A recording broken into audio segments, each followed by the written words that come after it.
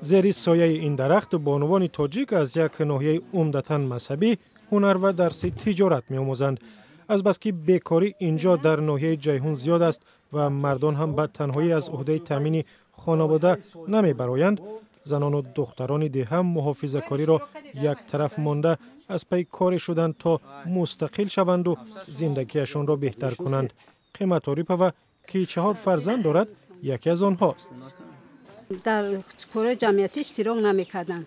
انا امروز با توسط میو یاردم همین آدمو زنها همه کارگر انا اشتراک میکنن سمینارو دا یاد گرفتن اینا را کار میکنن. در دهه زرنیسار اکثریت مردان به این باورند که از دست زنها بغیر از پرستاری کودک، خوراکپزی و لباسشویی کاری زیاد نمی آید. اما قیمت آریپова میگوید زنها و دختران این باورهای کهنه را میشکنند. مدتی 10 ساعت تیار کردم. این یک زنی کلوبی زنه ایشون دادگیه کرته را خودم دوختم. مویهایش اینا کوکل کلوبی.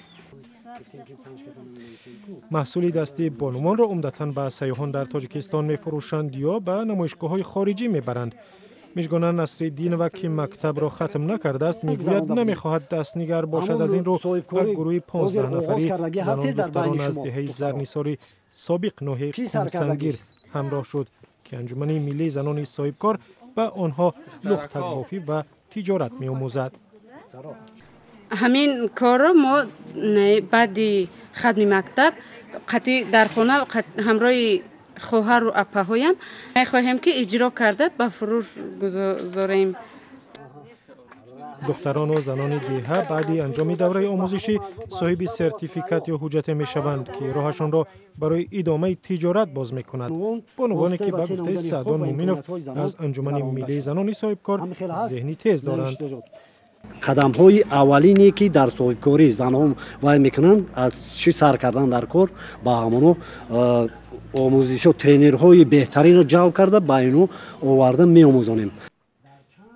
بسیاری از زنان و دختران که در اینجا در روستای خودشان تجارت و هنر می‌آموزند میگویند با عرف و عادت‌های کهنه و خانه‌نشینی و دستنگر بودن به شوهر زندگی پیش نمی‌رود.